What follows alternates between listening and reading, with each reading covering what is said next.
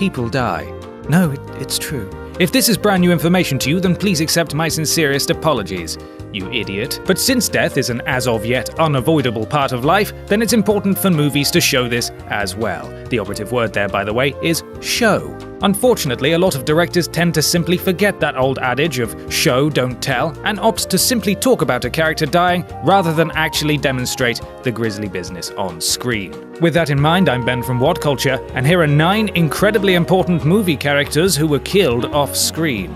Number 9. The Kraken, Pirates of the Caribbean at World's End. The most impressive and imposing of all the creatures in the never-ending Pirates franchise, Davy Jones's beastly tentacle tickler provides the most exciting moments in the second installment of the series, Dead Man's Chest. Since the last time we see the creature, it's dragging Captain Jack Sparrow down to the depths of the ocean and into Davy Jones's locker, one would safely assume that Jack would get a chance at revenge in the next movie. But he doesn't. And instead, we're treated to an incredibly brief scene where Sparrow and Barbossa encounter the dead carcass of the Kraken on the beach. Jones himself had to put down the monster under the orders of Lord Cutler Beckett, which we never got to see. Number 8. Tank, The Matrix Reloaded.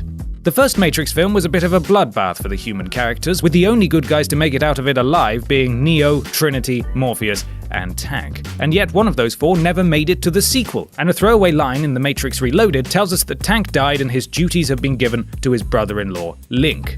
In one of many instances of real-life meddling in the good intentions of screenwriters, it turns out the guy who played Tank in the first Matrix, Marcus Chong, got a little too big for his britches. You could say his ego swelled to the size of a tank, ha ha, and demanded the same salary as Lawrence Fishburne for the sequel. The Wachowskis responded by showing him just how replaceable he was. Number 7. Xander Cage, XXX, State of the Union. The offspring of Sly Stallone and a potato, Vin Diesel is a success story for the ages, having overcome the stigma of being sired by a herbaceous perennial. And yet here he is in XXX, a film franchise where he pretends to be James Bond if James Bond listened to Green Day, swore at his mother, and had a tattoo that read Bad Boy. While times have certainly changed with the recent introduction of a new series entry, this wasn't always the case, and in an effort to keep the gravy train rolling, Diesel was replaced by Ice Cube, and they killed the former protagonist off via an off-screen explosion. A fitting tribute?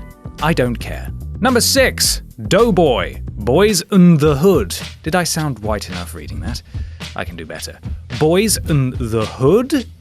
I had a question mark on the end there, how was that? Depicting the less than ideal life of those unfortunate enough to live in South Central Los Angeles, the almost inevitability of death is what makes Ice Cube's character, Doughboy, such an integral part of the story. He fully embraces the violent lifestyle, brandishing his handgun to end arguments and refusing to back down from confrontation. After getting revenge for the heart-wrenching murder of his brother, we find out in the epilogue that Doughboy was then murdered 2 weeks later. In a rare instance of off-screen death proving effective, his passing manages to hit hard, even in a caption. Number 5. Sarah Connor, Terminator 3, Rise of the Machines. In the first and best 2 Terminator films, the story revolves around Sarah Connor and her evolution from a vulnerable damsel in distress to a certified badass militant heroine. The character quickly stole the show from the titular Terminator, while Linda Hamilton revolutionized the role of women in action movies. She wasn't written off in the most incredible way, however, as in Terminator 3 Rise of the Machines, the audience is told that somewhere between the second and third film, Sarah succumbed to leukemia. Cancer is obviously awful, but there was something very unsatisfying about her dying off-screen in such a fashion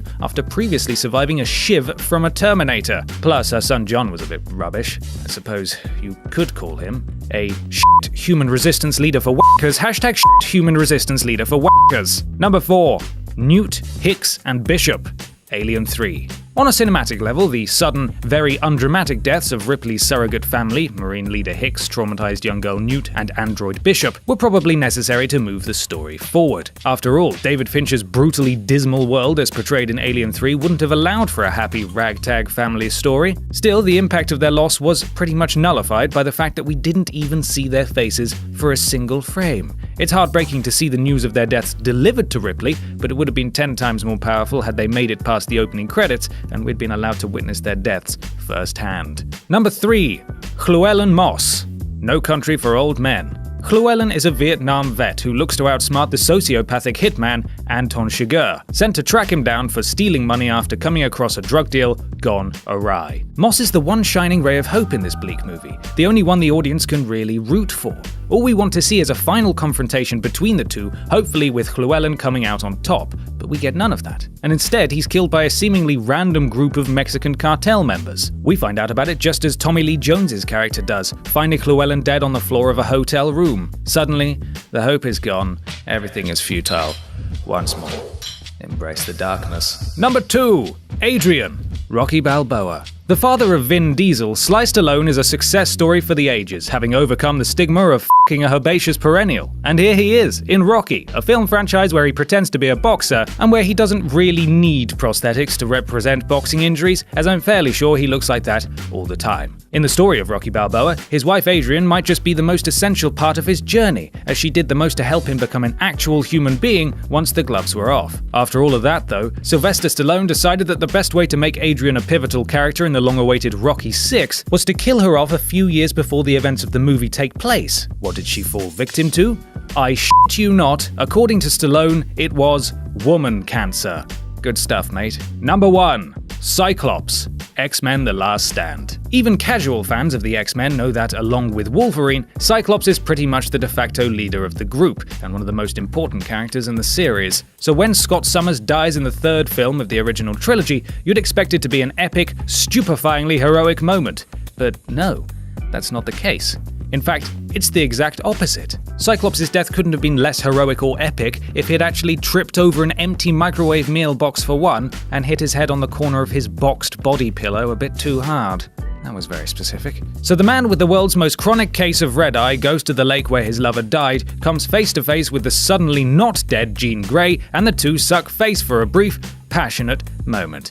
Oh, that's nice. Oh, f*** me, is she disintegrating him? Wolverine and Storm go to check on the situation, only to find Cyclops' glasses. Poof. That's all, chaps. And that's our list. Are there any pressing off-screen deaths we missed? Let us know in the comments below, and don't forget to like, share, and subscribe. You can even follow me here on Twitter if you fancy. I'm Ben from What Culture, and thanks for watching.